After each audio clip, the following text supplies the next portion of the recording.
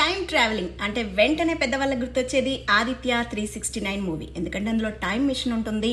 పాస్ట్కైనా ప్రజెంట్కైనా చాలా ఈజీగా వెళ్ళిపోతారు. అలాగే చిన్నపిల్లలకి గుర్తొచ్చేది డోరేమాన్.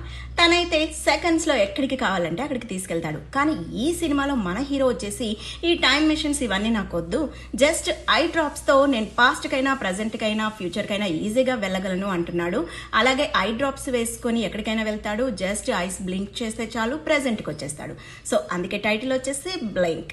ఇది మన అమెజాన్ ప్రైమ్లో ఉంది. సినిమా చాలా కొత్తగా, చాలా డిఫరెంట్గా, అన్ని సినిమాలతో కంపేర్ చేసుకుంటే నిజంగా చాలా డిఫరెంట్గా ఉంది స్టోరీ. కానీ స్టార్టింగ్ చూసినప్పుడు కొంచెం బోరింగ్ అనిపించింది. మిడిల్లోకి వెళ్ళగానే చాలా ఇంట్రెస్ట్ వచ్చింది. ఎండింగ్కి వచ్చేసరికి నాకైతే లాజిక్లెస్ అనిపించింది.